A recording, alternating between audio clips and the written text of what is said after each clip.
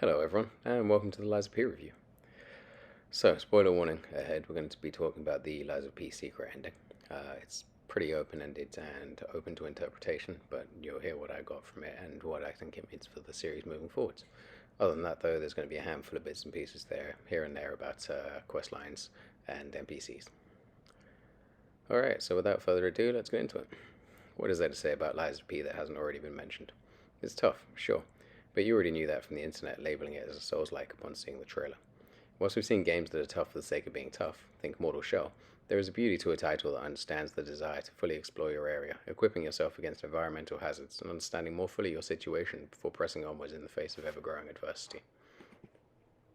There's something to be said for the misunderstanding of the key part of Souls, which is that you should be slowly sucked into the title over a number of hours until you can't put it down. The natural curiosity and gameplay hooks slowly pulling at you until, like a fish, it's too late and you're at the mercy of the title, flopping around from place to place, barely getting a chance to breathe.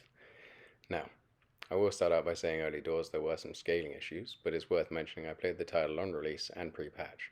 In fact, I just made it past the invincible mini-boss Mad Clown Puppet that had me tearing my hair out.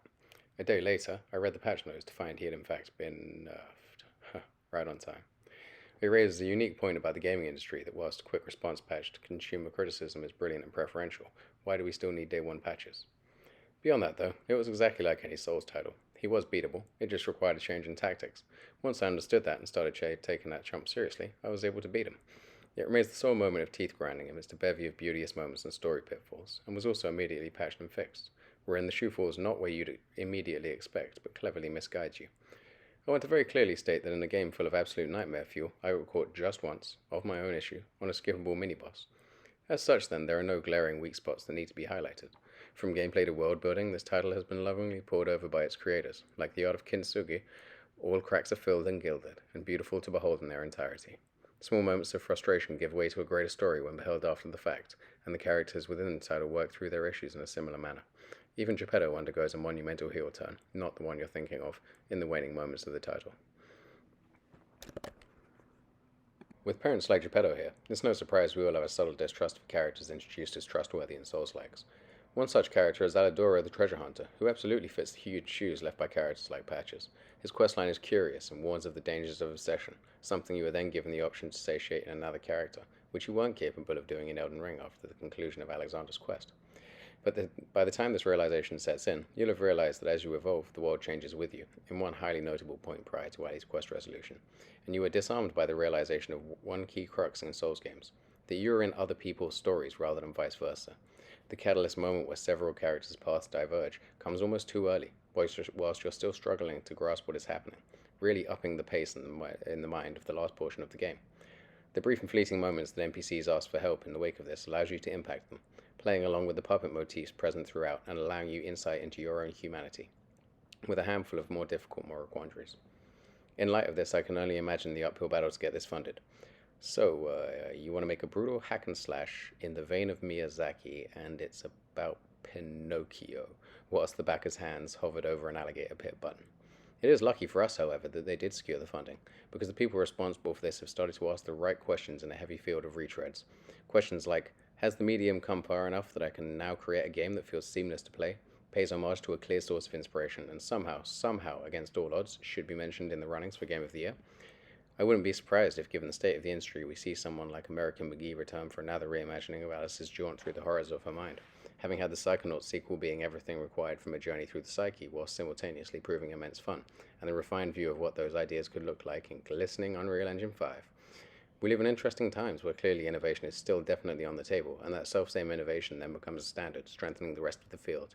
This game absolutely shines in its innovations, but also in its homage to sparing, difficult to uncover storytelling, and the source material that bore it. So let's talk about the label, the Souls-like label. I think while people have ascribed this to be a Souls-like, it's a little more complicated than that. The combat largely follows the more simplified Assassin's Creed open world heavy light attacks combinations, with a lot of the variation coming from each weapon's unique abilities, an attribute more in line with later Souls titles like the weapon arts in Dark Souls 3, or Elden Ring's individual arts as well. One innovative feature to this game's combat, however, is that it took a unique look at the long-used concept of weapons and wondered, If we can create such beautifully crafted and modifiable puppets, why then can we not work from the frame of reference? The idea that we can modify something at its most base level. Give a puppet a sword arm, a horrible clown face, regular motifs in the title. However, it's from this essential plot idea that one of the most entertainingly idempotent innovations came about. You can, put simply, break your weapons in half over one knee and remake them to your liking, like duct taping a fire dagger on a stick, which changes how the fundamental attack skill operates, whilst also changing the damage output type, in the one example I just used from poison to fire. But it doesn't stop there. When I finally bested the absolutely monstrous final boss and felt that flood of dopamine, I realized I've been doing it with a mace head on a spear haft, which is essentially hilarious, both to look at and conceive as a weapon. The weight distribution must be horrible, and it looked like an old-timey gas lamp that had been uprooted from the pavement, and I just beat the game with it. Well, let's spin off again then. So far we've talked about the depth of heart within the characters and what makes the title so fun to play, but inevitably we're going to have to continue to take on the challenge level. Someone's clearly been listening to Hidetaka, because there are, poison mechanics, and folks, they are absolutely debilitating.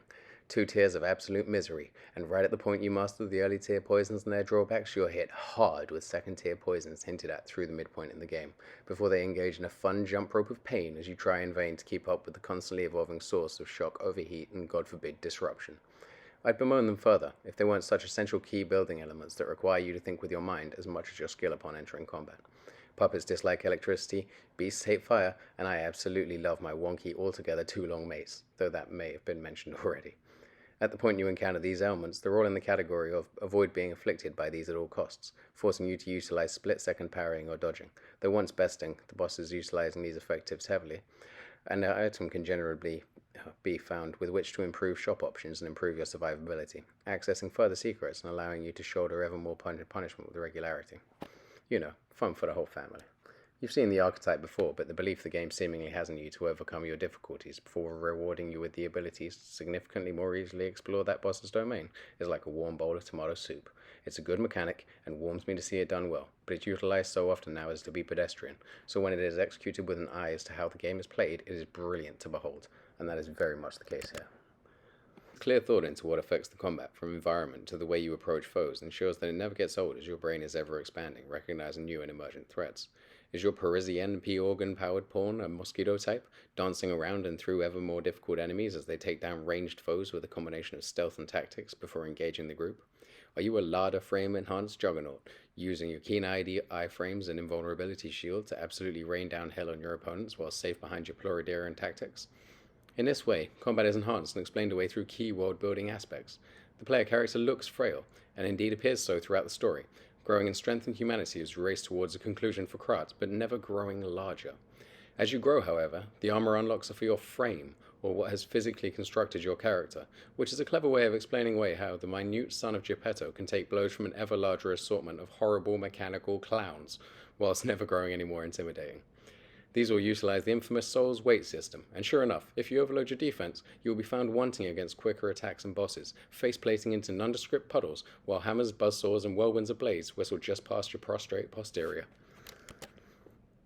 On the topic of key world-building points injected with a little fun, the Soul's nods are incredibly apparent, from weapons such as the Puppet Pizza Pinwheel, legally distinct from the Bloodborne Whirligig Saw, which is in and of itself legally distinct from the Pizza Hut Tasteware Pizza Slice. Look it up. It's real. But it doesn't stop there. The odd NPCs are present and surprisingly deep, changing the state of your home base like Odin Chapel from a place you want to be to a menagerie of grim weirdos obsessed with their own ends. If this is a first attempt from a gaming company, I will gladly restate that we may be in for a real treat in what is to come with the rest of the grim-esque reimagining of classic tales that was set up by the secret ending. Focusing on characters, however, one personal favourite is Polina, an early nod and guide to the fact that maybe the puppets of this world are not all they seem. His tale borders on the line between servitude and adoration for the proprietor of Hotel Krat, and throughout the source of the game goes to great lengths to soothe her malaise, even curing her momentarily of her affliction and returning the joie de vivre to her. Your decisions in this matter directly impact not just you and your humanity, but you will come to understand these to be some of the most human characters, these silent observers, still beset by affliction themselves that nonetheless continue to want better for their counterparts, human ones included, despite the damage done to them. It spoke to me as a counsellor especially.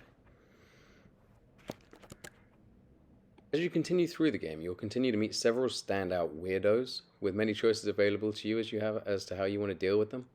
I was gunning for the real boy ending. It made sense to me, in more sense as you explore the side quests of the game, whereas siding with Geppetto makes sense if you haven't spoken to anyone else and you don't really want to look into what's happening with Krat and the Puppet Revolution.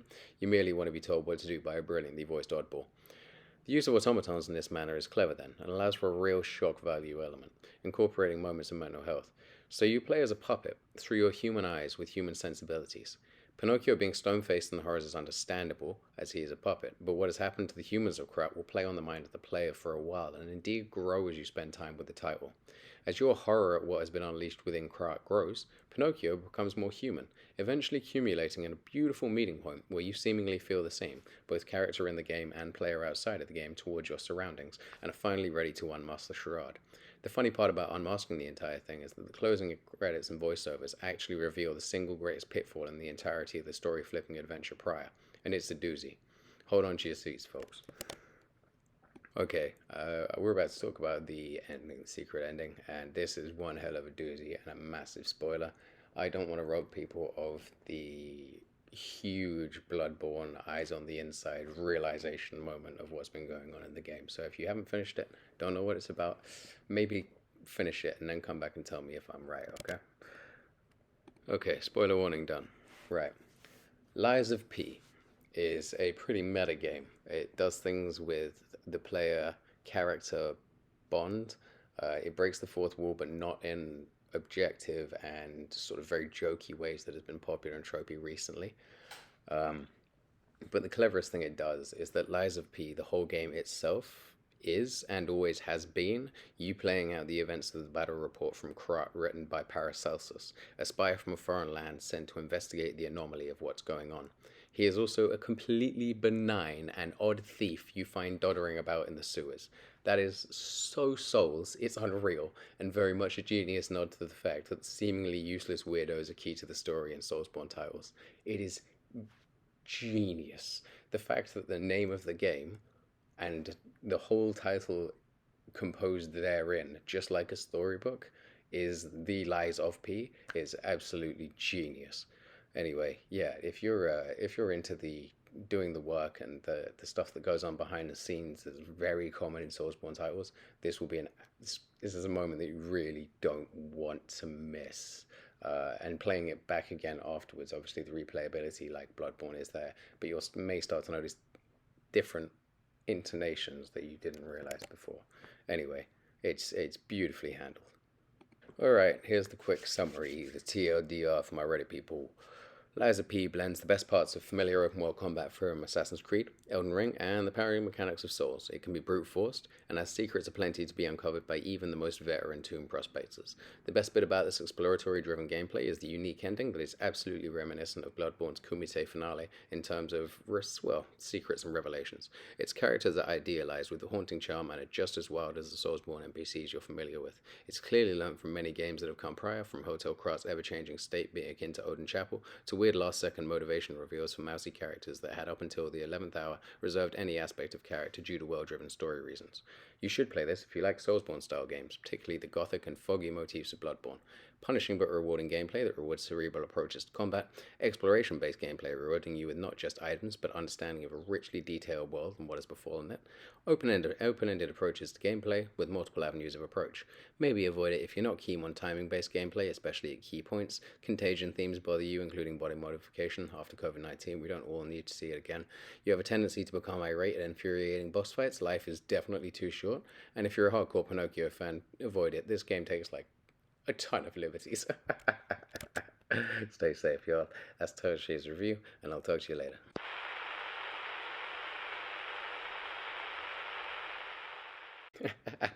If you can hear this, it means you stuck around through the airwaves. Thank you very much for sticking with me. More of these reviews are going to be coming out shortly. I'd obviously like it if you could like and subscribe, drop a comment, let me know how you thought about how you felt actually, not what you thought, but how you felt about the ending of the game. And I'm always open to hearing how gaming has changed people's lives for the better. So drop your stories, and maybe we can get on here and have a chat about them.